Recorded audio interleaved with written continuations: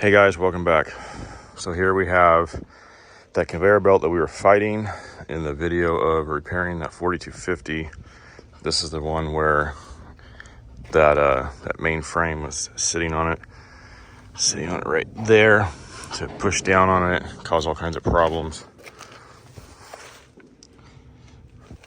such as that. This is metal running into the rubber. Lots of things like that crack that we welded.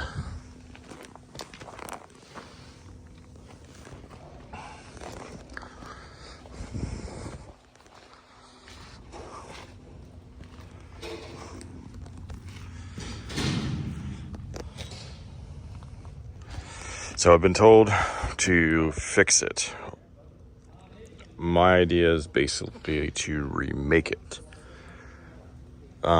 While this is really thin, see how this is at an angle. That's also not good, but it's like 1/8 inch. So maybe we'll do some 3/16 right there and make this area a little bit stronger. All right, well, I'm gonna get the strip down. Stuff like this looks like it's still usable, it's still straight. So we're gonna get this unbolted. We're gonna have to get the conveyor belt off, and then just kind of go from there and see what's going on. This mount, this might look familiar from the video. The other one slid right out. This one is seized in there, probably because it's bent. So we'll have to deal with that also.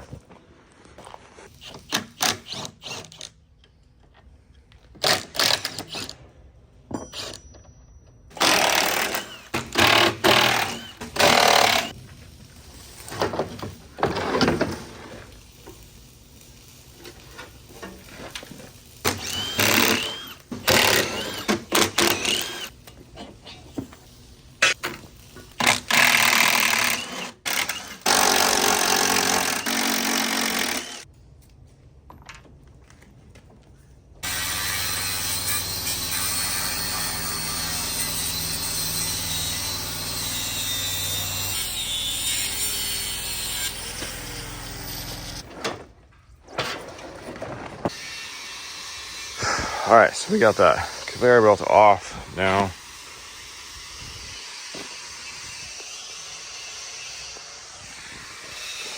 Looks like they got a nice piece of UHMW on here for sliding. It's basically very similar like your cutting board in your kitchen. That's like the same material that is. And I mean, yeah, this thing is just, the frame on it is so twisted. It's really not worth trying to, like, I guess, fix it. It has so much damage, so we're gonna just keep stripping it down until we get to the bare frame, and then start pulling measurements and start drawing files and get it cut out. All right, so we got this arm that's kind of seized in there. I happen to have a track frame, weighs, I don't know, 6,000-ish pounds, sitting here off a John Deere, probably equivalent to like a D5 or so. So we got this all kind of oaky rigged up here. Let's back the forklift up and see if that will come out. It moves a little bit, so it might.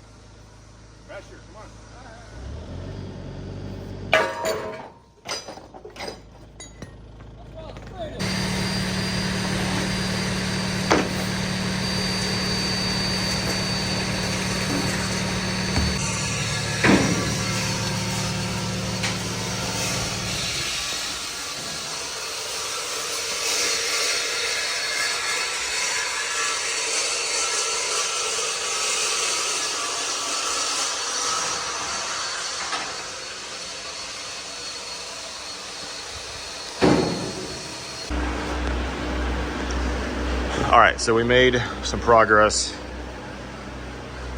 Hopefully this is cut correctly, and then we're gonna bend it. So these are 9 feet, a little over 9 feet long, but we only have an 8-foot break. So what I did is I have 6 inches of a relief cut right here on these 2 bends. And then after it gets bent, that should end up being a fillet weld, and then I should be able to weld it. So yeah, I guess it's already time for a bigger break. But we've got this all set up. So we're gonna bend it. Hopefully all the bends come out right, and hopefully everything lines up. And then Jacob is getting ready to cut this next piece for it. That one should be a little bit more straightforward than these side pieces. You can see how they get bent. They're got a couple bends on there. There's a few things that are critical to line back up.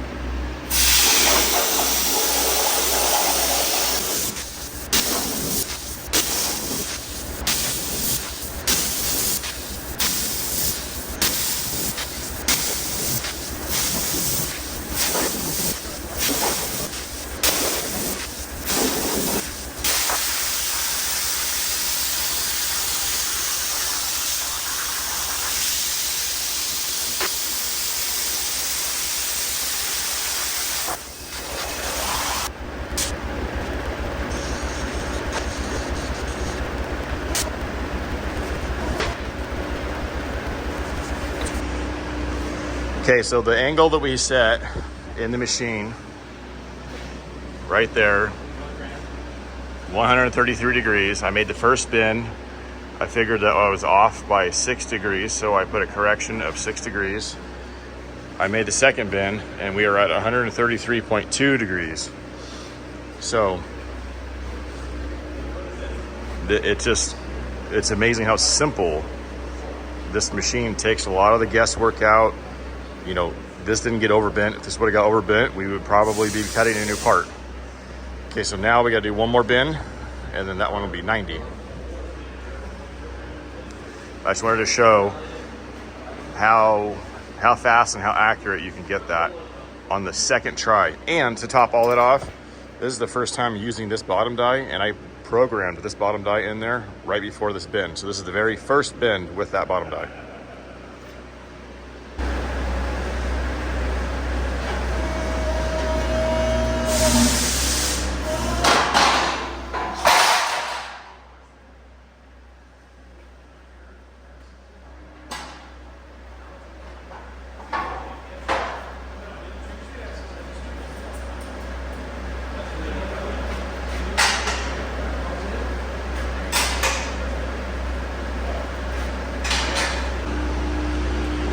So because we put that 6 degree correction in here, so I was able to go from 133 now to 90 degrees, and the machine is able to, very first try, it's maybe a half a degree off, but you can, I mean, it's right there. All right, now, hopefully I bent this the right way, and hopefully it fits.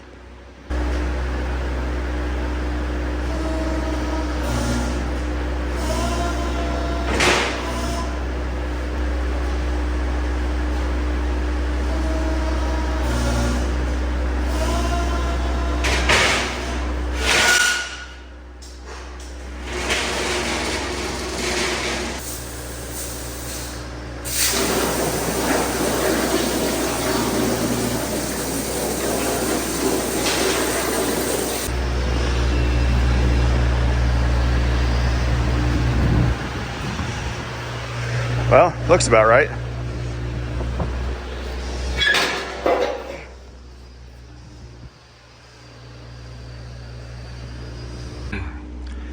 Okay, now we have those pieces of pipe that are kind of running through the conveyor. I'm not sure if this has been in a video yet, but this is a pretty much new to me bandsaw. When I got it, I bought it from high school. They had only used it 2 times. But this is definitely gonna help me cut the larger material. I feel like it's overcomplicated for what it is. It has a lot of safety stuff on it and blah, blah, blah. But so this is the edge that they cut at the metal supply place. So we're gonna make our own straight cut on it, and then we're gonna feed it through and cut what we need.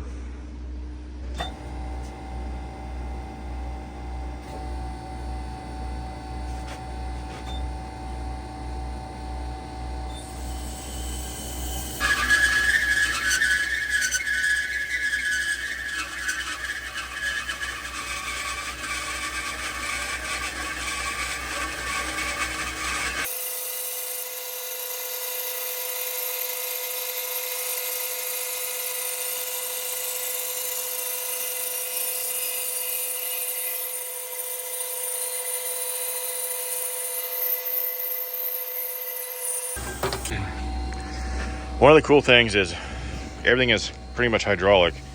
So you just push a button, head goes up, push a button, device opens.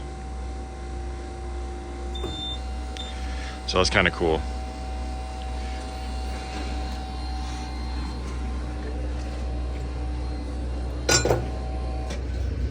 And then we've got it set up on rollers, so it, you know, rolls very easy.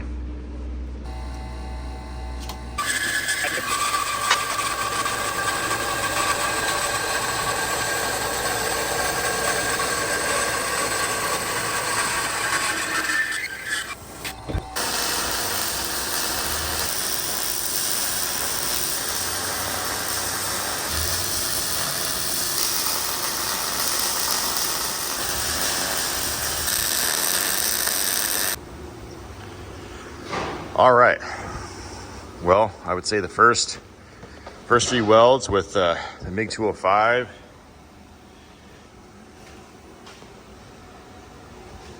pretty good. This thing runs really smooth.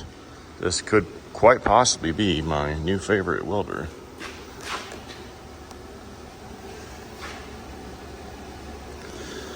All right, now we're at a step where we got a few things that we have to drill some holes here to bolt on. So we're gonna do that, locate those holes. I can't remember if they need nuts welded or not, but we're gonna do that. And then we're gonna flip it over. And then it looks like we have about 25 nuts or something that are all gonna get welded on these holes, because we will not be able to access those after we slide this sheet in here.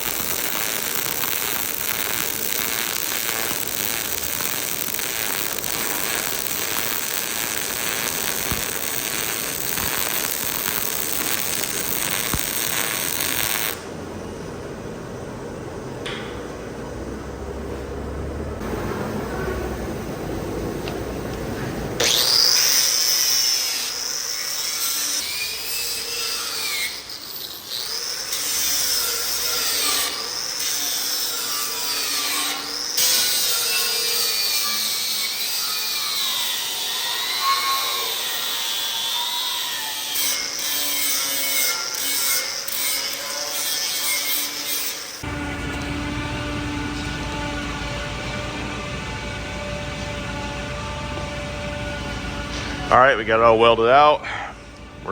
We need to test the sandblaster. Was having some issues, so we're gonna go blast this thing a little bit.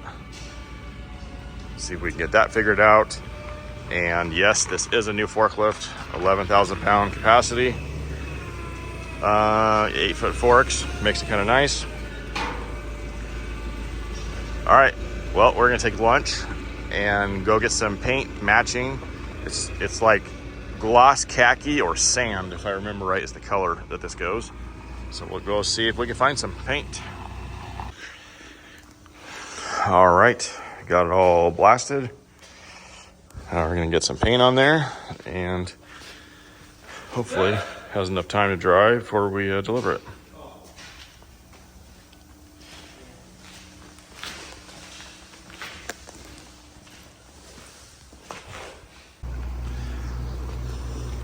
All right, I got this thing primered and painted.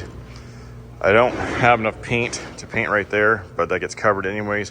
So we got a nice heavy coat of gray primer. And then unfortunately, the only paint I could find was a satin color, which would probably be fine. But I know originally this is a gloss. So we painted it with a satin, and now we're gonna shoot a clear gloss over it to hopefully give it that OBM look. It's obviously gonna look a lot better than the whole entire rest of the machine, but that's okay. All right, so now we're gonna clear it and probably let the paint dry for a couple hours before we start assembling that.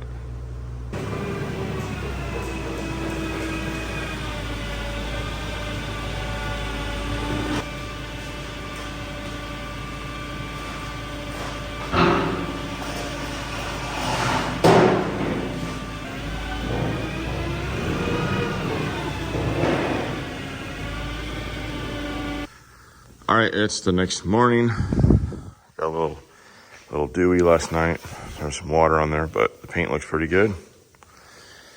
All right, let's get this reassembled and get it delivered. I did forget one thing. Forgot to weld this on. And then they had a coupler nut on there. Let's see, I think it went right here. It'll be easy to figure out once I put the motor on, but this goes on here, and then there's like a coupler nut which keeps it from the torque from the motor from rotating. So we'll just have to put that on there, and yeah, then I think that's it. But I didn't want to put that on there until I had the motor installed, so I kind of forgot about it, kind of didn't forget about it, but it's all good there. All right, so we're just gonna start assembling it. We got that like a UHMW piece that goes on here, and we'll start with that.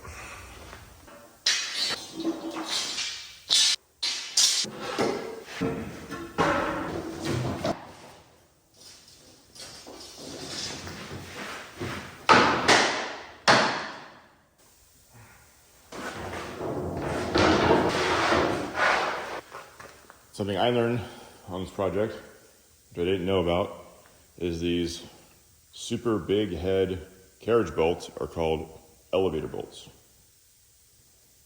So we got all new ones of those. See, they drop down in here.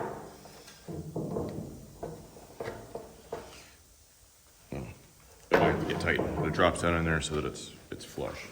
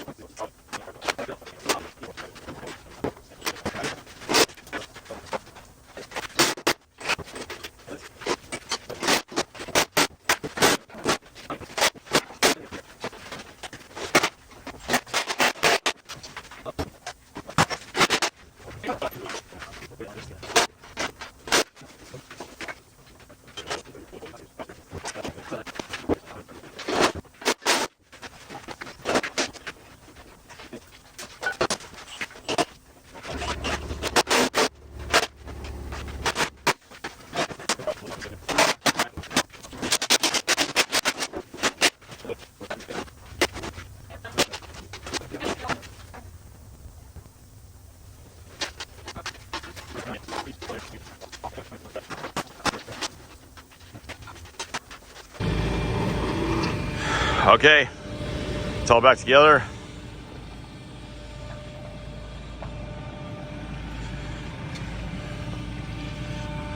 You can see this one.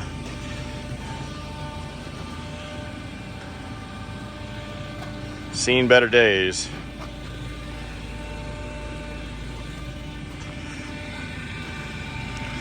This one's nice and straight. All right, now to set on the trailer and go deliver it to the customer. Well, that's it for this video. Thank you for watching. Stay tuned for the next one.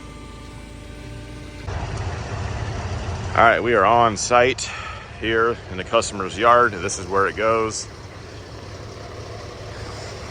This looks familiar from the video, right?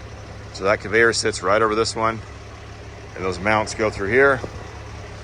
But I wanted to show you where it goes. It goes right here, right above this one.